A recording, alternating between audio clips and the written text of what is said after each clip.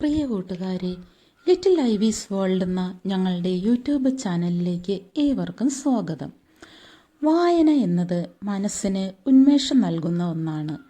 വായനയിലൂടെ നമുക്ക് ധാരാളം അറിവുകൾ ലഭിക്കും. വായിച്ചു വളരുക, ചിന്തിച്ച് വിവേകം നേടുക എന്നത് PN പണിക്കരുടെ മുദ്രാവാക്യം തന്നെയാണ്. ഇന്ന് നമ്മുടെ ഐവിക്കുട്ടന് ഒരു ബാലപാഠം വാങ്ങിക്കൊടുത്തിട്ടുണ്ട്. അതിലെ ചിത്രങ്ങൾ കാണുവാനും വായിക്കാൻ അറിയില്ലെങ്കിലും എന്തൊക്കെയോ വായിച്ചു കൂട്ടുവാനുമുള്ള തത്രപ്പാടിലാണ് ഐവി. ശാസ്ത്ര സാങ്കേതിക വിദ്യ വളരെയേറെ പുരോഗമിക്കുന്ന ഈ കാലയളവിൽ ഏവരും മൊബൈൽ, ടാബ്, ഇൻ്റർനെറ്റ് തുടങ്ങി പലതിനും അടിമകളാണ്. വായനാക്കുറവ് മൂലം മനുഷ്യൻ ഇന്ന് അജ്ഞതയുടെ അന്ധകാരത്തിലേക്ക് കൂപ്പുകുത്തുകയാണ്. വായന നമ്മുടെ ചിന്തകളെയും അഭിരുചികളെയും സ്വപ്നങ്ങളെയും സ്വാധീനിക്കുന്നു. നമ്മുടെ അറിവുകളെയും ചിന്തകളെയും ധാർമ്മിക മൂല്യങ്ങളെയും വളർത്തുവാൻ വായനയ്ക്ക് കഴിയും.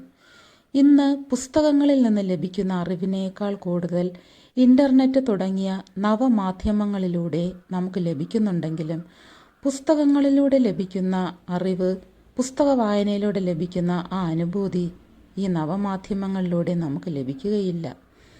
മനുഷ്യ മനസ്സിനെ സ്വാധീനിക്കാൻ കഴിവുള്ളവയാണ് പുസ്തകങ്ങൾ. ചിരിപ്പിക്കുകയും ചിന്തിപ്പിക്കുകയും ചെയ്യുന്ന പുസ്തകങ്ങൾ നമുക്കെന്നും മുതൽക്കൂട്ടാകും. പുതുതലമുറയ്ക്ക് ഒരിക്കലും വായനാശീലം അന്യം നിന്ന് പോകരുത്. ഈ അവധിക്കാലത്തെങ്കിലും നമ്മുടെ കുട്ടികൾ നല്ല പുസ്തകങ്ങളുമായി ചങ്ങാത്തം കൂടട്ടെ. വായനയുടെ ലോകത്തിലേക്ക് അവർ പിച്ച വയ്ക്കട്ടെ. വായനയുടെ മഹത്വത്തെക്കുറിച്ച് മഹാന്മാർ പറഞ്ഞിട്ടുണ്ട്. പ്രശസ്ത നെപ്പോളിയൻ പറഞ്ഞു, സാമ്രാജ്യാധിപനായിരുന്നില്ലെങ്കിൽ ഒരു ഗ്രന്ഥശാല സൂക്ഷിപ്പുകാരനായിരിക്കുവാനാണ് എനിക്കിഷ്ടം. എബ്രഹാം ലിങ്കൺ പറഞ്ഞു, വളരെയധികം ചിന്തിക്കുക, കുറച്ച് മാത്രം സംസാരിക്കുക, അതിലും കുറച്ച് എഴുതുക. കാരണം എഴുതുന്നത് പല തലമുറകളോളം രേഖയായിരിക്കും. നമ്മുടെ കുട്ടികൾ മൊബൈൽ ഫോണിന് അടിമകളാകാതെ പുസ്തകങ്ങളുടെ അടിമകളാകട്ടെ. നാളത്തെ സമൂഹത്തെ വാർത്തെടുക്കേണ്ടവരാണ് അവർ. നമ്മുടെ ഐവി പുസ്തകവുമായി നടക്കുന്നുണ്ട്. വായനാ വസന്തം തീർക്കുവാൻ നമുക്ക് നമ്മുടെ കുട്ടികളെ സഹായിക്കാം.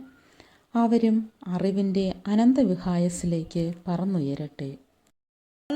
നിറയും പൂക്കളൊരായിരമുള്ളിൽ,